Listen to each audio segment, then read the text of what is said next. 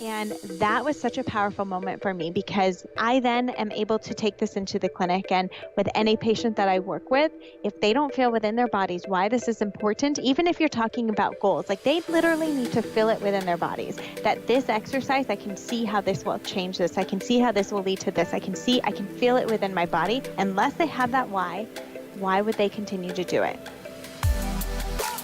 Hey, healthcare providers, you're listening to the Burnt Out to Lit Up podcast. Hosted by myself, Erica, and my husband, Michael. We're an OT-PT team that understands the healthcare industry's got some serious issues. Inspired by our own experience with burnout, we've made it our mission and passion to help you navigate your career in healthcare by cultivating wellness, growing both personally and professionally, and advocating for a better workplace.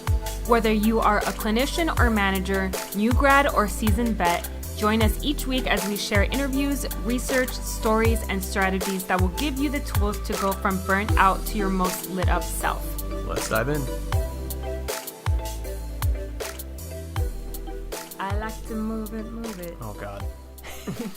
Do you remember that song people would do the lawnmower dance?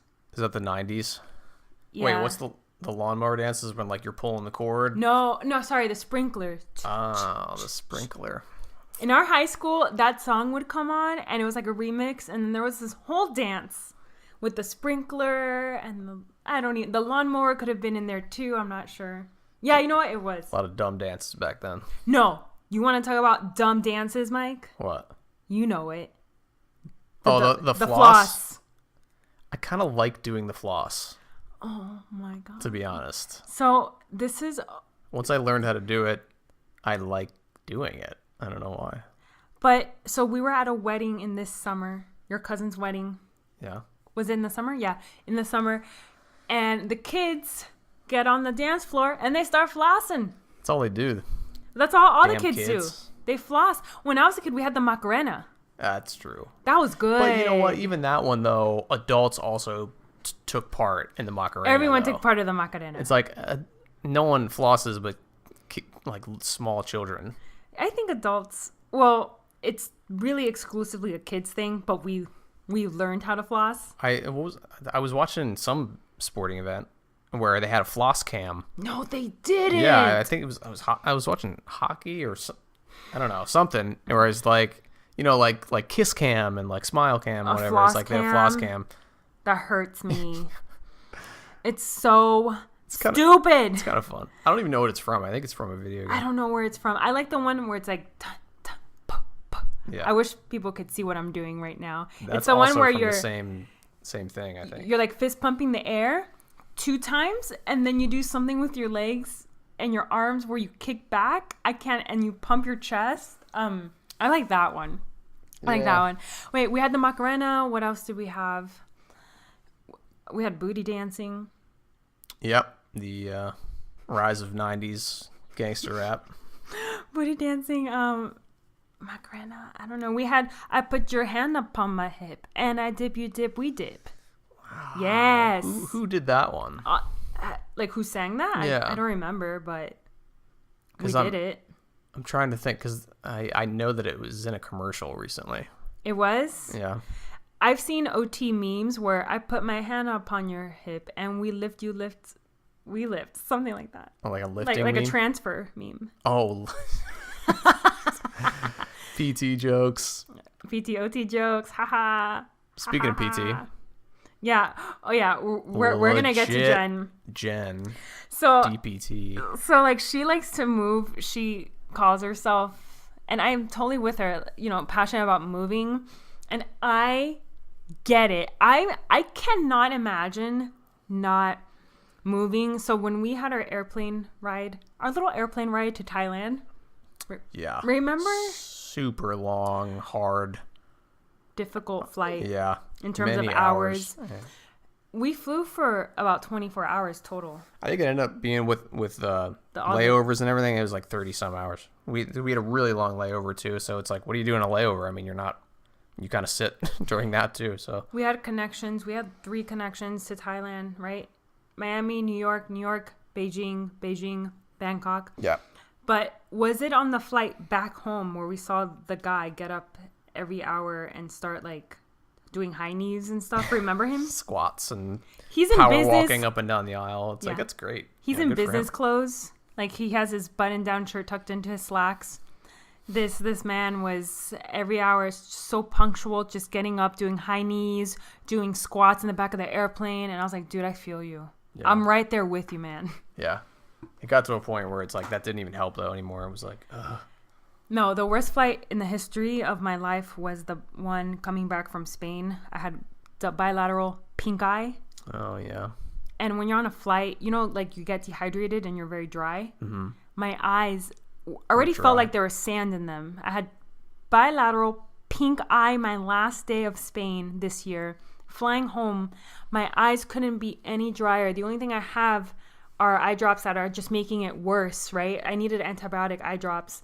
And damn, that was such a miserable flight. People thought I was, if you looked at my face during that flight, you would have thought I was dying. Disaster. Like dying. Yeah. My eyes are, I can't even open them. They're swollen. My eyelids are swollen. I'm crying. My eyes are red. And I looked like I just woke up. Like my hair, my outfit was disgusting. Like I just felt so lazy. And because I was in so much pain, I looked like a hot mess. Yeah. So Jen is a physical therapist, doctor of physical therapy. Just like you. She's just like me.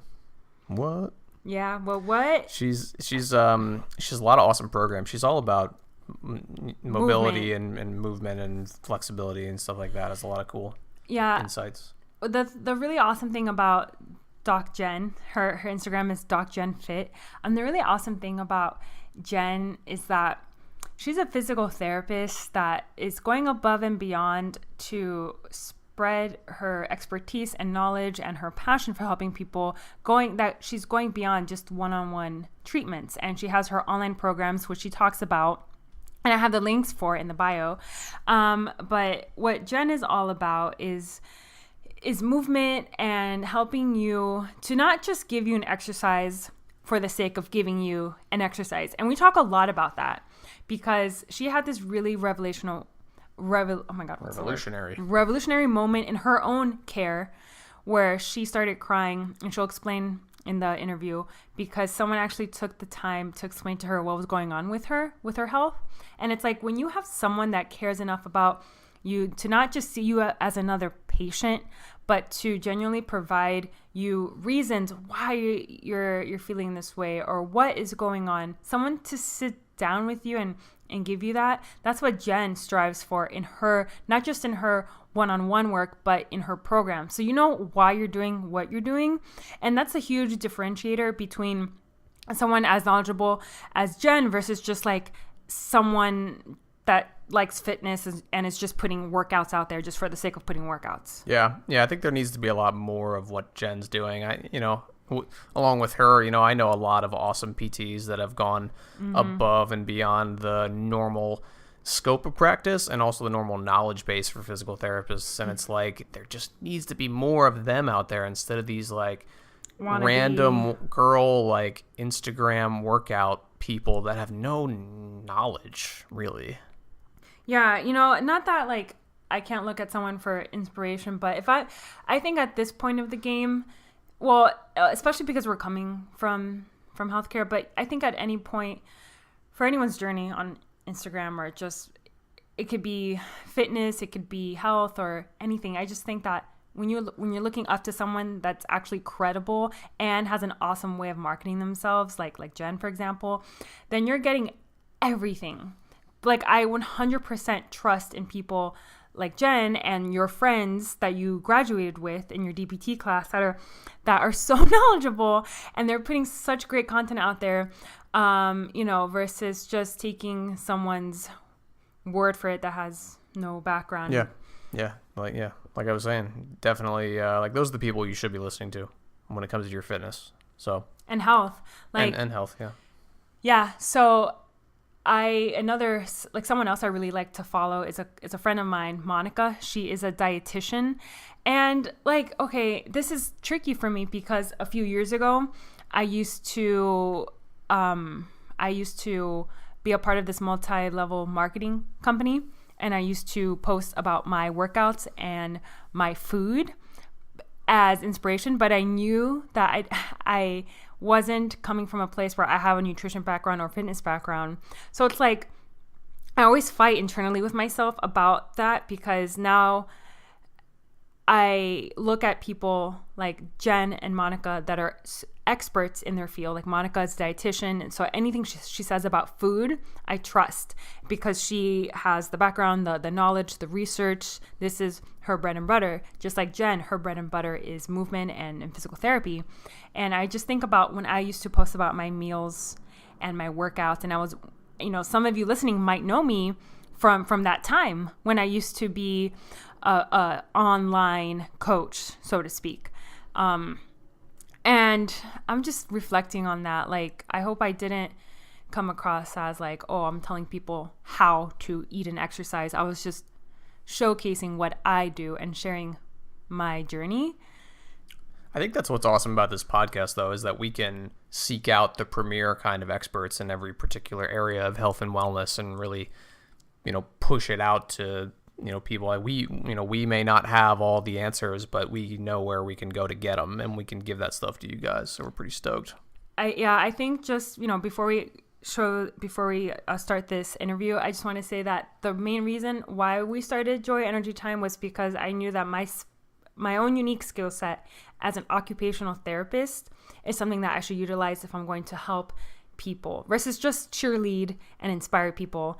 There's nothing wrong with that, because I did inspire a lot of people to take their own health seriously. But it's like, okay, you can use your skills, your expertise to create something where you can be at a place where you can actually educate people. So I love educating people about burnout. And that's why we started this podcast, exactly what you said, Mike, so that we can talk to people, bring people onto the show that are experts in their field, and for us to give our experience and our expertise on the things that are relevant to us and healthcare.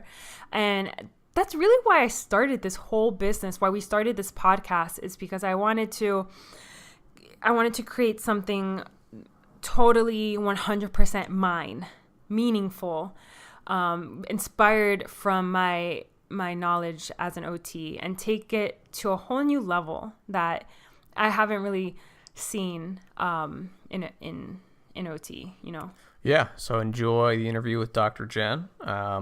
Take a second, pretty please, to rate, comment, subscribe. That helps us out more than anything else you can possibly do here at Bolu. So give us a rate, give us a comment.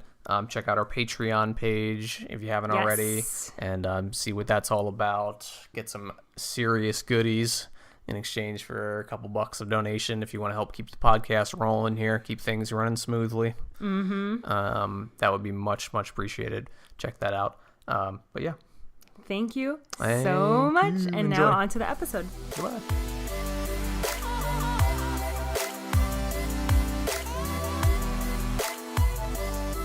Doing great. How are you? I'm good. I just came inside from a little break, and this bee loved my sweater, and I almost got to talk to my bee. No. Oh, no.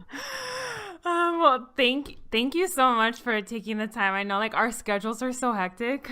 I know. And it's been hard to get back to, like, emails and everything. I've just been travel, challenges, sick. It's been rough. Are you feeling better? Yeah, I'm feeling a lot better. Okay, yeah. I know it's like when you're traveling, it's just like it feels like so exhausting. Yeah, really. So I want to start by asking you, who is Jen? Well, on the outside, I would say I am a physical therapist and really helping people tap back into their own bodies. But I would say I am a lovable, fun woman.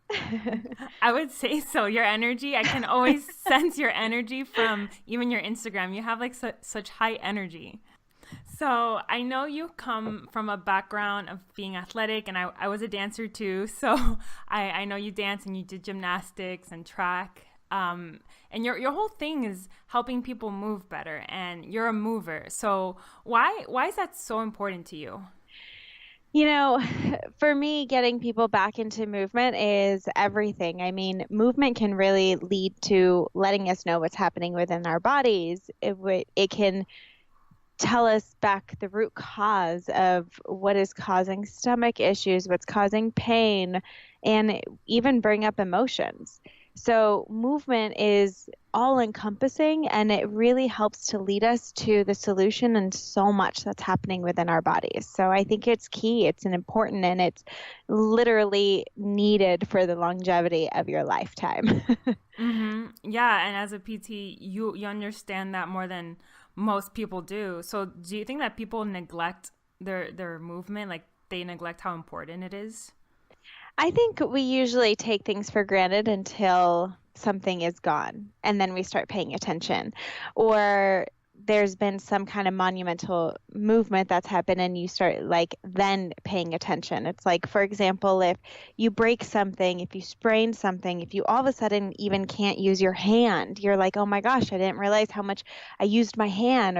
Or you break your ankle and you didn't realize how you take walking for granted, even just getting out of bed, like these simple little things we take so much for granted in our life until something happens, until something monumental in your life kind of shakes you back and wakes you up. But sometimes, especially for big accidents, it's too late. So instead of waiting until something happens, I'm trying to get people back into the mindset of, really starting to appreciate our bodies now, appreciating what we have instead of focusing on what we don't have.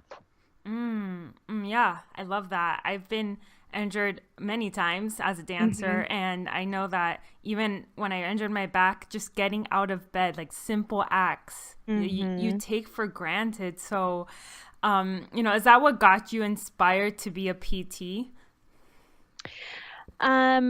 For me, I just always loved learning about movement and anatomy and physiology. Really came pretty easy for me in high school, and I really liked the subject. So I knew that I loved movement, and I've been a mover my entire life. Like since I was a kid, my parents said that we had to be in a sport growing up when we were in grade school.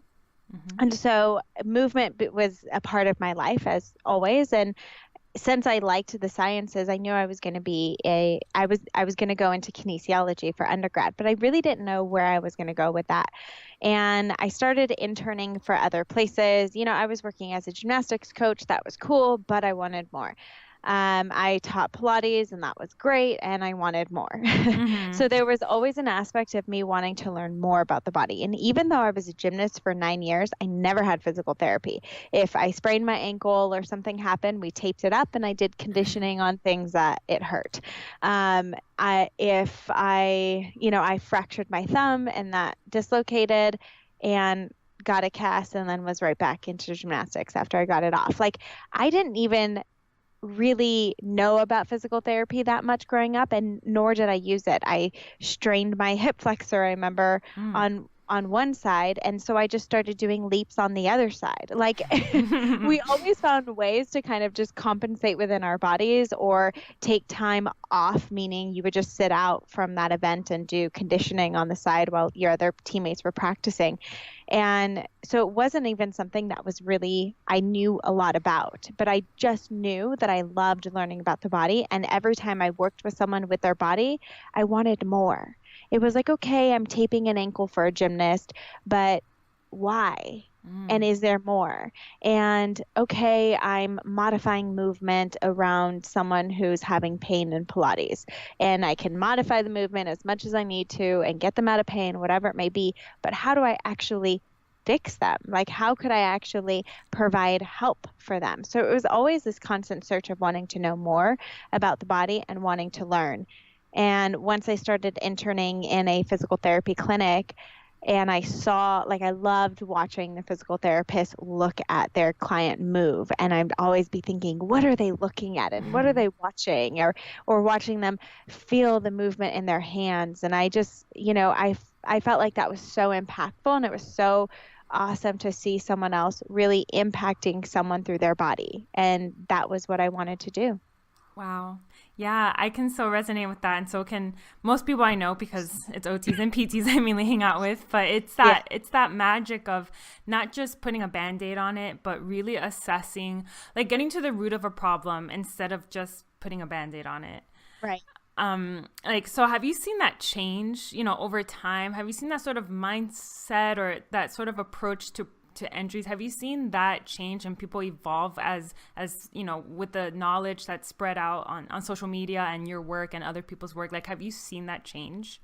Oh, 100%. I mean, even when I was knowing that I wanted to be a PT, it started changing when I was in PT school because they brought in people who had cerebral palsy, people who had junior rheumatoid arthritis, people who were born with what we would see as limitations and were completely living for themselves, working out, doing movement. And then you'd go work with a client and they'd be like, well, I get knee pain after I run for 5 miles. And I'm like, oh, I'm sorry, you can't run for 5 miles. These other people, live in wheelchairs.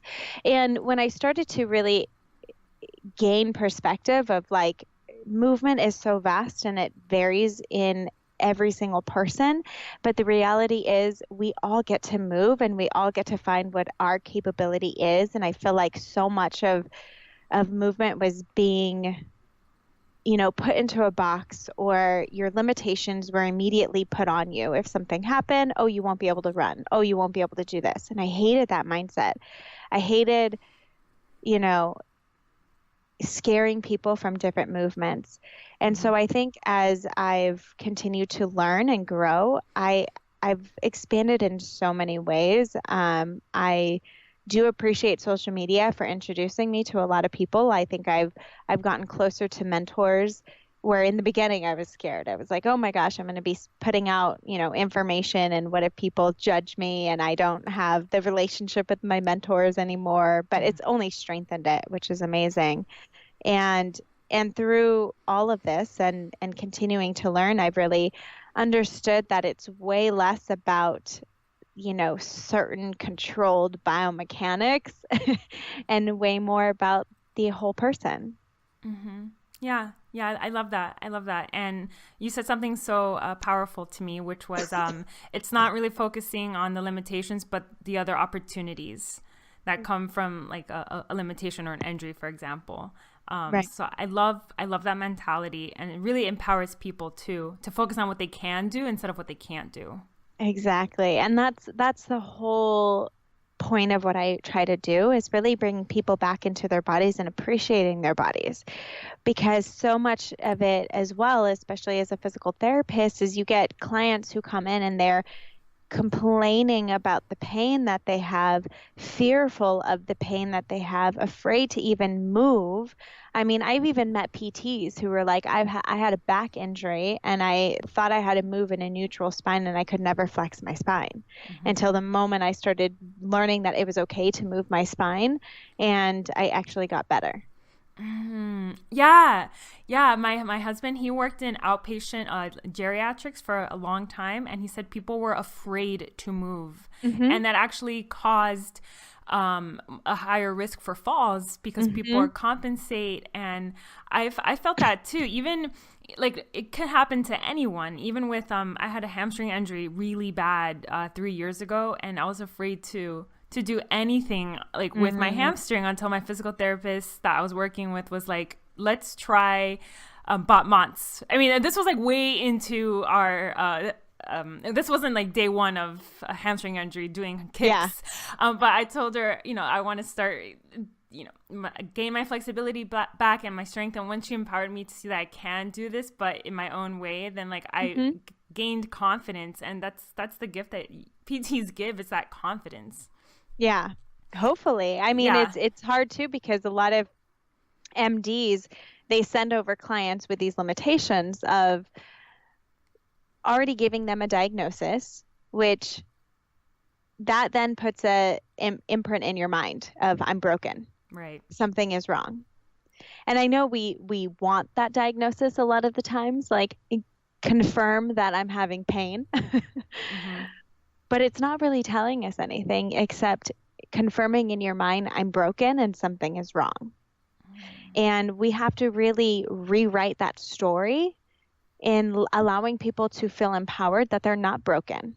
Your body is actually extremely resilient, and you have the ability to do whatever you want within your capabilities. And we're going to explore that together. Mm-hmm. Absolutely. Oh my goodness. Every clinician and everyone helping people should hear that. That's a really powerful message. So, with healthcare professionals, there's so many I know, and I'm sure you know so many as well, where we're busy and we prioritize taking care of other people, and sometimes we put ourselves on the back burner. Like I know many healthcare professionals, and there's no judgment, but they'll have Oreos for lunch, and they put their self-care last. So what would you tell someone like a busy healthcare professional or anyone that's busy and doesn't really prioritize their own health? Like, what are the first steps in understanding the power of mobility? Why is it just not enough to get on a treadmill for 30 minutes or like just the more old school things that we're used to seeing? What's the foundation of this mobility? I think with anything, it's not just about practicing what you preach, but it's really putting yourself in your client's shoes and your patient's shoes. And if you really want to help people, like how are you not experiencing what you are telling them to experience? If you want them to be adding workouts in on a certain time or stretches or a different diet plan, how are you not exploring it within your own body to see what that even feels like throughout the day? Because I know a lot of healthcare professionals who will blame the patient of like, well, they just didn't do the exercises. Well, it's not on them. Right. It honestly is. I mean, yes, it is on them to do the exercises, but it's on you to empower them and explain and make them feel literally in their bodies why this would be so important for me to do on a daily basis. If I don't understand why this is important, you can tell me until you're blue in the face what to do. I'm not going to do it. And I know myself in that way. And I was really, quite fortunate, actually. I was seeing this one eye doctor. And when I was in PT school, sorry, I'm kind of going a different way before we get to mobility. Oh, that's okay. You said so many like golden nuggets there where it's like these people are eating Oreos and doing all these things that they don't preach, And I was seeing in grad school, contacts started to just hate my eyes, and I was getting red eyes and really dry eyes and all this stuff. And I went to one doctor and he gave me this little tiny bottle of solution for my eyes, and he said, oh, clear eyes doesn't work, use this, and didn't tell me why, didn't explain anything that was happening with my eye, just told me that clear eyes doesn't work and I should use this bottle. It was like $50 with insurance for this tiny little bottle. It was tiny. and I used it for a couple of days and I was like, this is doing nothing. My eyes aren't changing. I'm not feeling any better. I'm going back to using clear eyes because that actually clears up my eyes and I'm not walking around with red eyes then. So I went back. And then I went to see another doctor a few months later, and he showed me pictures. He explained exactly what was happening with my eye, why it was becoming red, why it was becoming dry, what the contacts were actually doing, what was happening underneath my eyelid, and how using this tiny bottle of solution will actually help to cure what was happening and get back to the root cause. I started crying in his office, not because I was like suddenly so upset as to what was happening with my eye, was because I actually learned why. Oh, yeah.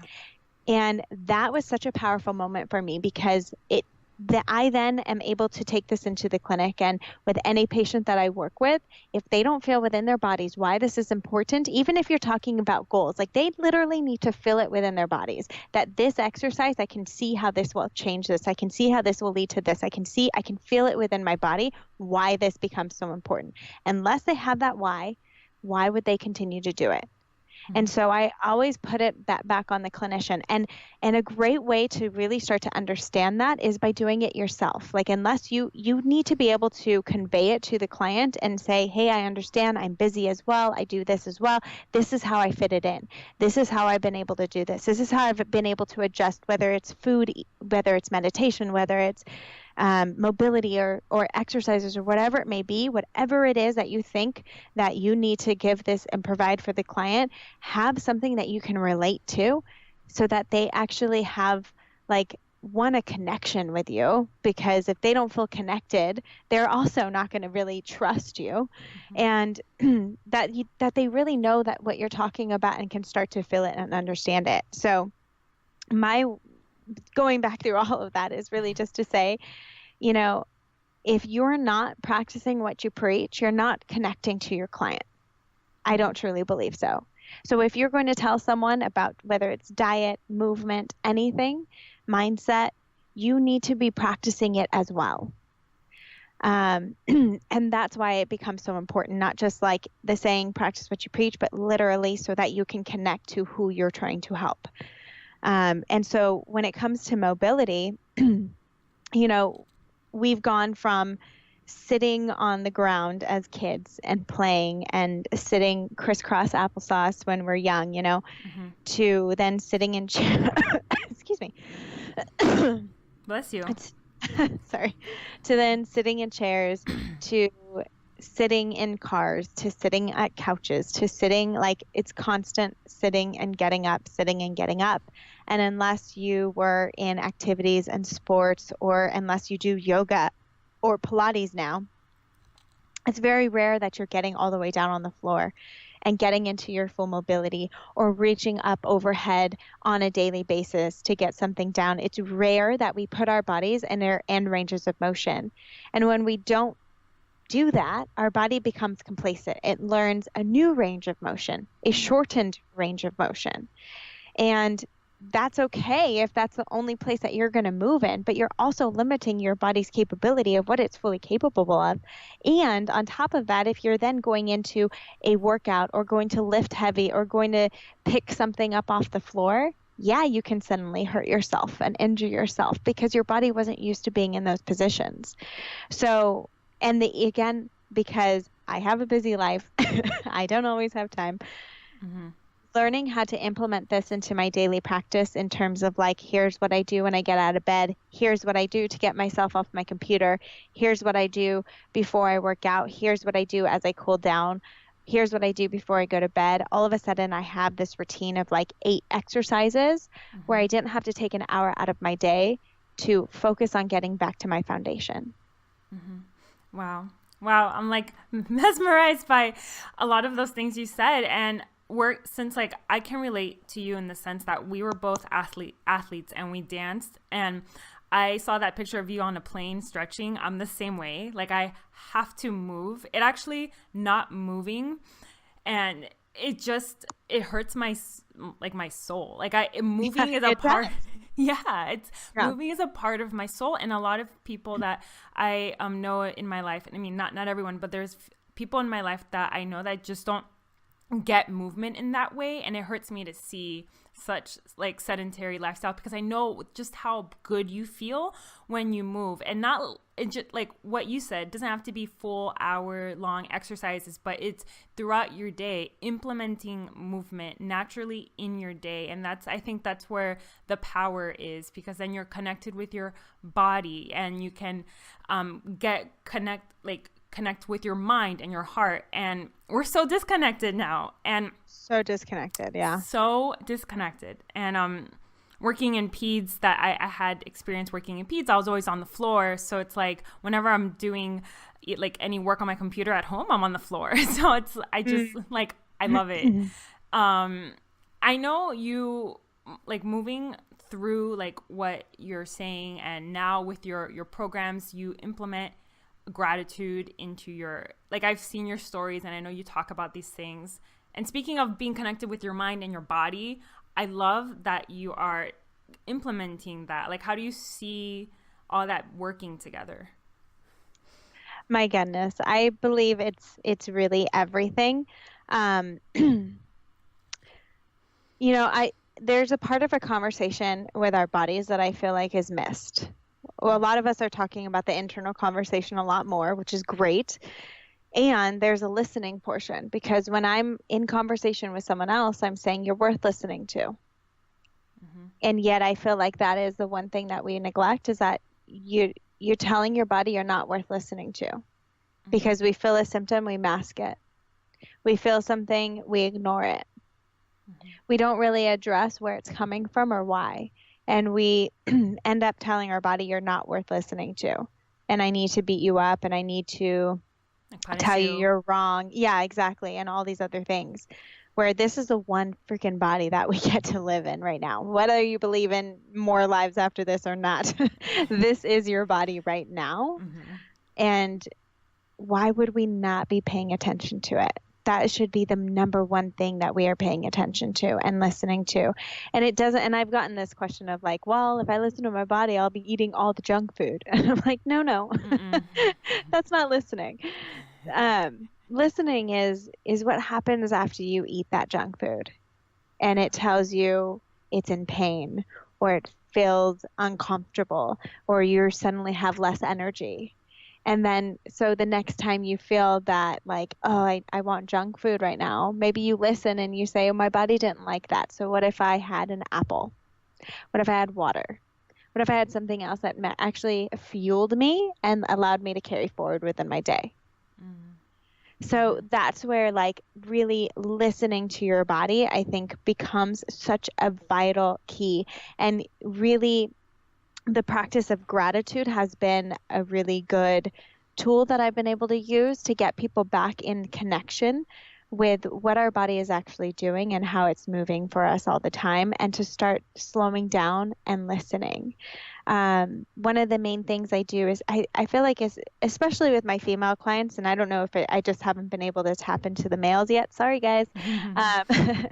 But it's really getting back to that compassion for ourselves and compassion for our bodies, no matter what it looks like, no matter what it feels like, just straight up compassion. Because I feel like so much throughout the day, we're focused on outside things that you have to take care of, that you have to be on top of, work, people, children, whatever it may be. You're so focused on other things that we don't even have the time to reconnect with what's happening on inside. And I feel like, that's where we're not having compassion. So then all of a sudden we feel pain, and you're like, that's in my way. I have too many other responsibilities. I don't have time to feel this pain. Why do I feel this pain? Why is this happening? And it becomes this perpetual thing of negativity within you. And the more we build up negativity within us, the more it stays. Yeah. So rather than saying, why do I have this pain? This pain is bad, and addressing it as something bad, what if we started to address it as something like, oh, hey, I'm grateful that I feel this pain right now because my alarm system is still working. I'm still intact. And it's just talking to me. It's just telling me something's happening. So let me take a step. Let me breathe. Let me move through something and see where it could be coming from. And more often than not, getting back into the breath, your pain can go away in an instant.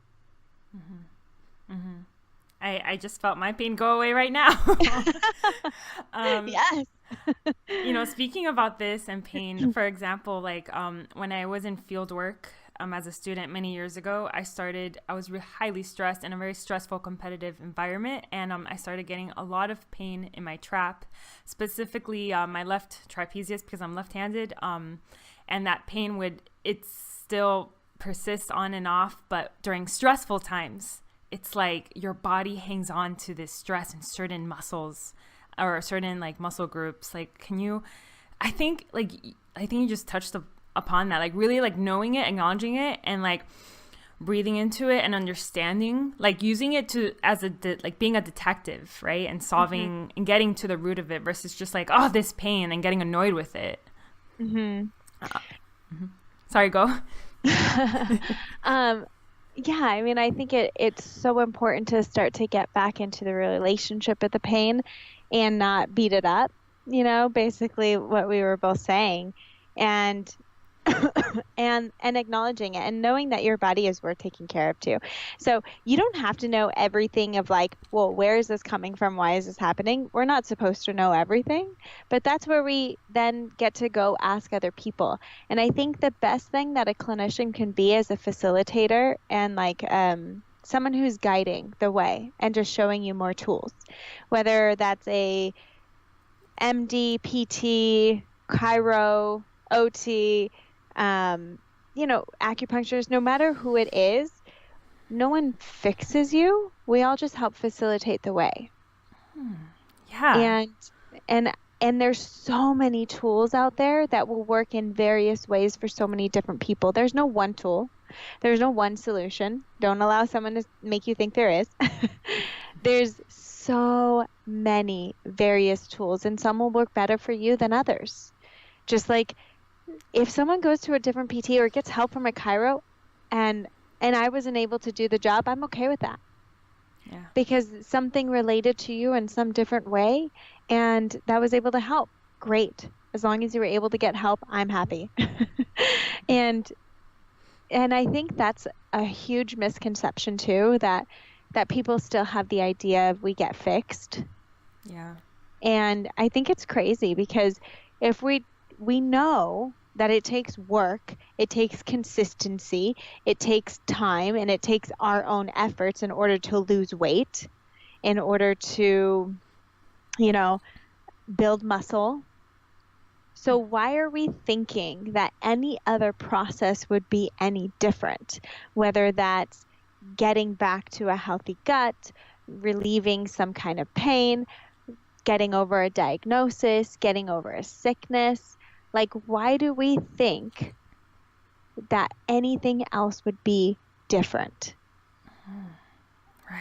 Right. Those are really powerful questions that will stir people's minds into thinking, like, hopefully in the right direction, because I totally see that people, and that's so admirable for you to say that, like, the solution, first of all, yeah, if anyone's just selling the solution, the fix, I wouldn't trust them at all.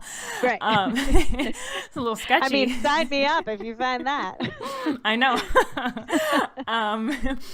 And so this is like taking everything you said. I want to talk about just your journey, taking this message and everything you've learned into this more entrepreneurial. Oh my God, I can't even say it, entrepreneurial journey. Yeah. Yeah. So like I recently, well, not recently, but kind of like starting last year, I started my own entrepreneurial journey. And I don't see that many. There are a few, and I see more coming up, but it's like OT and PT entrepreneurs. I'm really inspired by you, because you're really a great example of someone taking our knowledge, our clinical knowledge, but helping way more people than we could have ever been able to do traditionally. And I know you talked about that on another episode. So what inspired you to take this non-clinical route to help as many people as you can? I mean, to be honest, it's just kind of somehow fallen into my lap to come this way. I had zero intention of really ever working for myself. I used to say business, that's over my head. I don't know. Yeah. But I did get inspired in my third year PT school. My boyfriend was getting work done by a chiropractor, and she was at his house with her own table, with her own tools, basically did soft tissue, one adjustment, I think, to his thoracic spine, and movement. I was like, you're doing my job. How is this possible? And so once I learned that, we actually have direct access and the ability to treat clients on our own, I did work a side job at a CrossFit, and I was taking clients on the side and of my full-time clinic job. Mm-hmm. And so it was a way to start to get my kind of foot in the door and realize, I can do my own thing, and I can still help people, and I can build up my own clientele. And so once I got ready to really make the leap and fully go out and do that on my own, it was an amazing process, and it was an amazing thing. But at the same time, my Instagram continued to grow. I continued to reach people. And then I had a moment of like, what if this all goes away? What if well, first of all, algorithm had already been changing, and I was like, not as many people are seeing my videos. And if they are seeing my videos, it's like a 1 minute Instagram thing. Who's even getting help? I mean, I was getting, people reaching out to me and saying how this one video they stumbled across was helping them, but I was like, that's amazing. And I don't know how many people are actually doing them. So that's when I decided I'm going to launch an online program that I can really actually help people, and they can have it at any time and go through it on their own time for their own body and their own injuries. And that's when I decided to launch an online program, which, mind you, is very different from social media. Mm-hmm. So I was like, I have no idea what I'm doing, but I'm going to do it. And throughout my journey of, even when I started posting not physical therapy, but corrective exercises, all that kind of stuff on social media, that was a scary moment for me as well, because I felt like I was a new grad. Who's going to listen to me? I don't have anything to say, all these other stories that I made up. And I mean, it took people believing in me for me to do it.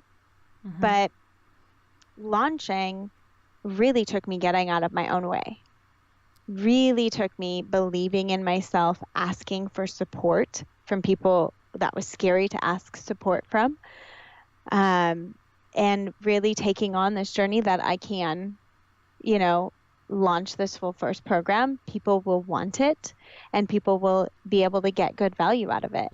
And so I would say for anyone wanting to get out, and I've sat down with different PTs and I've told them this exact same thing, the number one thing you need is not a tactic, is not a strategy, but it's literally getting out of your own way and doing some personal development work. Mm-hmm. Because no one is going to believe that your product is great until you believe in yourself. And it's who you are showing up to be where people buy your product, and how you're showing up, that they have confidence in you, that they trust you, that they know that you're your word, because you're truly and authentically stepping into this and promoting it, not for sales, not for money, but for value. Mm-hmm. And people buy based on who you are. Absolutely. That's and you touched upon this earlier, and it's when we're working with patients one-on-one, you're always selling yourself, because you can be the best person, the most knowledgeable person, but if they don't trust you, then they're not going to listen to you. And same with the online space. People have to know, trust you and they buy from you, not necessarily, you can have the same thing as someone else, but why is it that they trust you? So I love that. Mm-hmm. Yeah. And so the one thing that's helped me grow the most is diving in, doing personal development work, gaining more awareness of what was not working Mm-hmm. and where I can grow from. Just like the same way we gain more awareness of where our body is really actually restricted or could be causing the pain, or what exercises or muscles aren't firing, it's all gaining awareness. So if we can gain awareness into our mind as well and figure out what is not working, what's not what am I not really stepping into, and work on that, it's another tool. Mm-hmm. Yeah. And I actually didn't start personal development until I decided to be an entrepreneur, and I didn't know many or any people working in OT and PT or speech, wherever I was working for years. I just didn't. And I didn't know about this personal development thing. And it's been a while now, but it's I think that anyone, whether they want to start a business or not, I'm so happy that triggered me to start it. But I think that to be the best person you need to be, in order to reach that, you get in your own way until you invest in that personal development. Yeah. And we don't realize, because I mean, especially for me, I went into personal development, I don't need this. I had a perfect childhood. My parents are still together. I didn't have I'm freaking lucky enough to say I was never raped or any of the, so I had this story of I'm good. Yeah. I'm great. Yeah. But it's really not about comparison. And I think that's what we get caught up in, like, oh, well, they had it really bad, so they really need that. But there's no comparison. We all have had little minute traumas that we've put on ourselves, whether it was someone calling you stupid in school or making fun of you, or a parent accidentally saying something and that's the one thing you hold on to for your whole life. Like, no matter what it is, we all have these perceptions that we've grown up with and things that have happened to us that in some way or another maybe told us we're not worthy, we're not enough, don't use your voice, don't speak up, don't be you, or be afraid of failure, be afraid of success, whatever it may be. And so really just becoming aware of that and learning how to better handle that and step out and be you is the best thing that you can do. Mm-hmm. Yeah. Wow.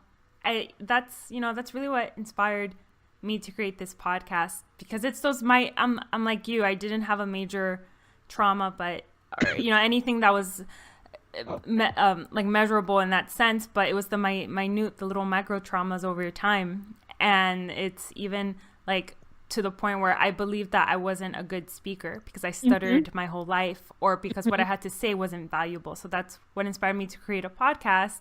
And this is my voice, like my power, like that I'm gaining back from all those years of telling myself that my voice doesn't matter. Yes, I love that. That's beautiful. And I think stepping into the very thing that is a little scary at first is one of the best things that we can start to do to rewrite that story. Mm-hmm. Yeah, this is PT and beyond. Stepping into mindset. And a lot of people, I think we all have that little thing of like, I know I probably need this and I'm good. Like, I'm good. I see how it helped you. I'm good. And that happens so often. Mm-hmm. But I think if we can really it's just a way to grow in communication, start to become aware of what language are we using. And it's a way to start to help my clients and patients on another level, because I'm getting them used to conversation with their pain.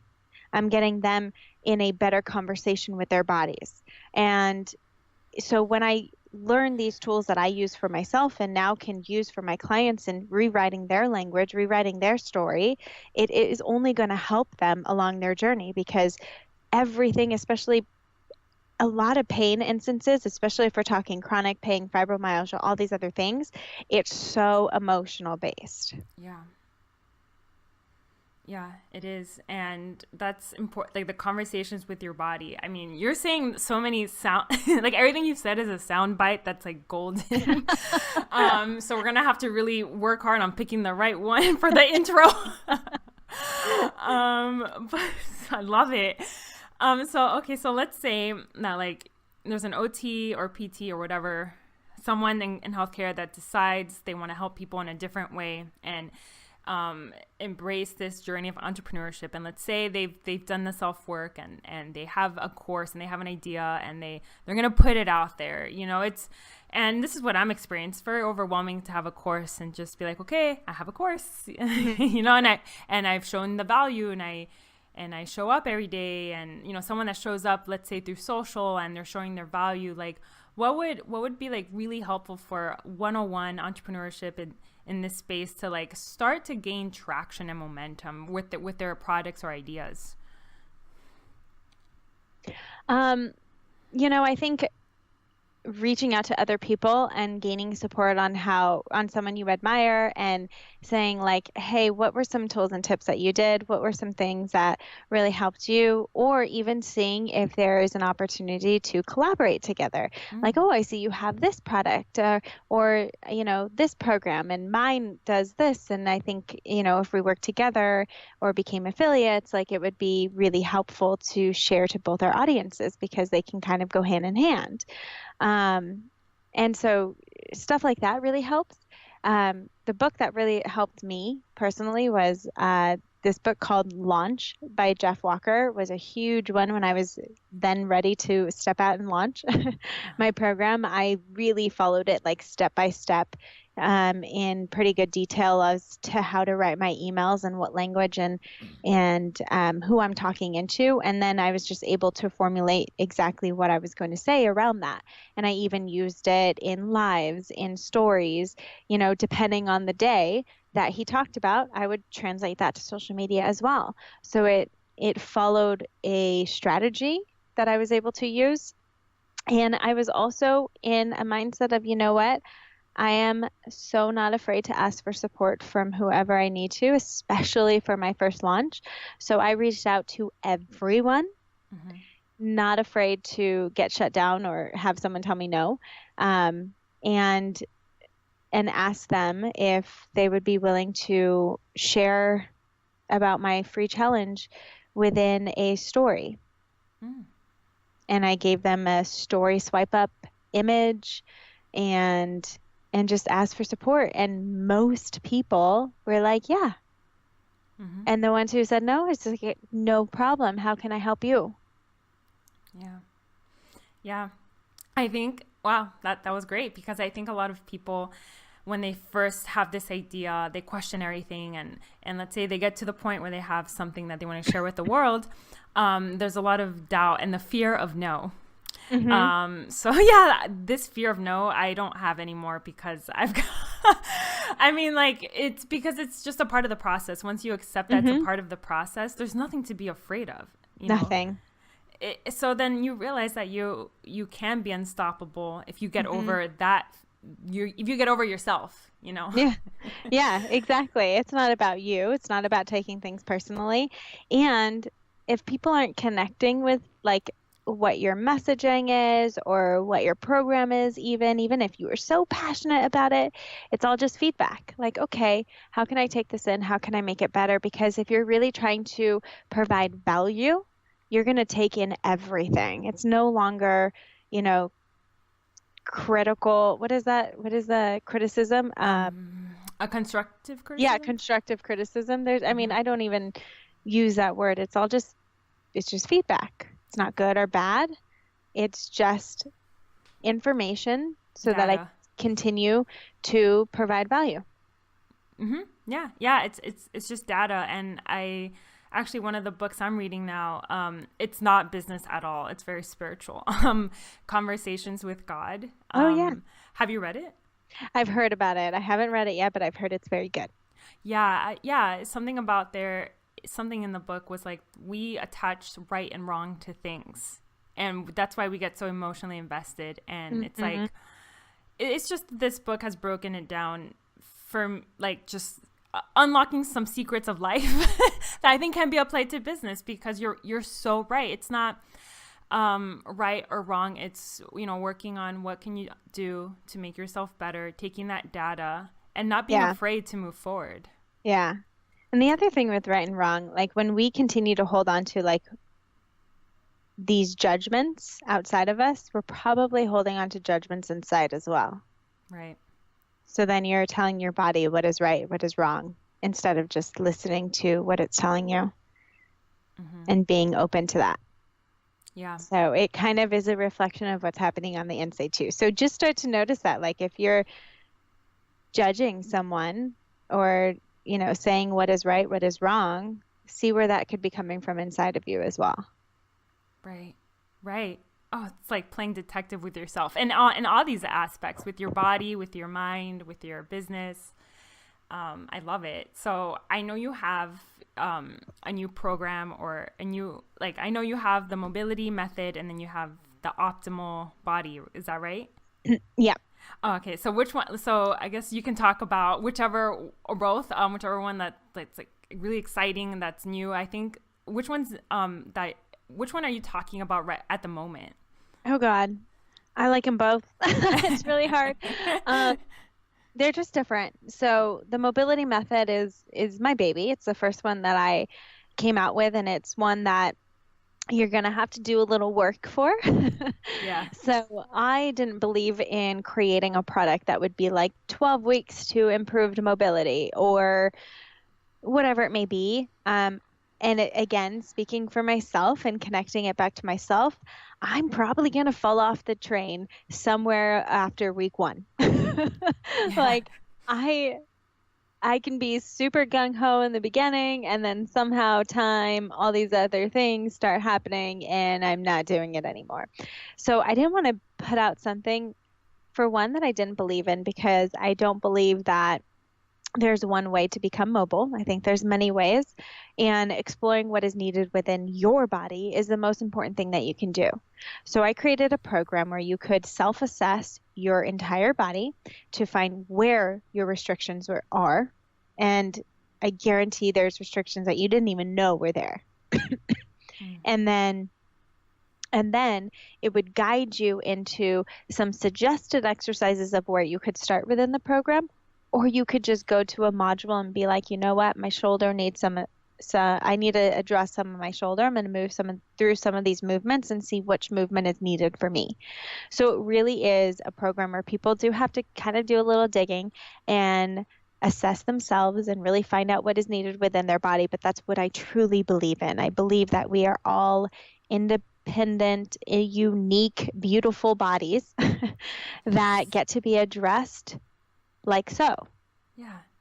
And so that's what I created the program to be. And it's a lifetime program, because things are going to pop up, things are going to come and go, and understanding and knowing that you have something that you can always refer back to at any time. And they're also just like quick educational things, because I want you to learn how to do the movement and then be able to take it into your day and not have to watch a program every single time. Right. So it's also a way of like just creating a mental note for you. This is the one I do in the morning. This is what I do to get me out of my desk. This is what I do before I work out, and whatever it may be. Again, breaking it up all throughout your day so it actually becomes something that can become a habit. Right. Yeah. Yeah, I love that. And so yeah, I'm gonna link everything in the show notes. I'm just like, yes, go preach. And your other program, the Optimal Body. So the optimal body is more so for people who don't want to think. And it's kind of an insight into my life and what I do a lot for my body as well. So there's different functional HIIT workouts that I release every month, new core stability workouts that I release, kind of going from level 1 all the way up to level 4, and then different mobility flows that address every part of the body every month. And it's all going to be very general, because I'm not talking to one specific person, but it's all things that you could basically do in the comfort of your own home without having to go anywhere or use any equipment. So it's also very functional, fast, and easy to use. So it's like it's almost like a supplementation program and an educational platform. So if you want to start to learn what the core is, because it's not your six pack. Right. So actually how to use the core, how to use it with your breath, with your movement, with your pelvic floor, and what that actually means is a good, amazing tool to be able to learn from. What does functional HIIT workout actually mean? And how are you moving your body in different directions that actually allows it to carry over and be functional into life? And then mobility flows, very general, some talking about, the whole time I'm talking to you. So it's just my way of continuing to educate in a broader sense rather than just what you can find on Instagram. Yeah. Yeah. During this time where you're talking about your programs, I'm thinking just everything you're talking about, it's for people that don't just want another, like you said, workout on Instagram. This is for people that want to understand their bodies and move their bodies optimally. Mm-hmm. And this is great. This is the type of thing that people need. Like, I think we're all over the really fluffy things that like maybe look good, but like people don't understand why they're moving this way. Like, you're providing like the bread and butter of everything of what like movement is. So thank you. Yeah. So where can people find you and connect with you and get more of you? Definitely. Excuse me. Doc Jen Fit on Instagram is where I am most active, for sure. And then I also do have, a free challenge that people can hop into at any time that I'll give to you, to your listeners. And it's docgenfit.com/flow, FLO. So it's a way for people to just be able to kind of start to explore their body and start to listen in. Mm-hmm. Yep. Start to play detective with their own bodies. Yeah. Oh, I love that. So thank you. And I want to ask you my signature question. Are you ready? Yes. Okay. So what makes you your most lit up self? Seeing other people empowered to move into their own bodies and heal themselves. So beautiful. Thank you.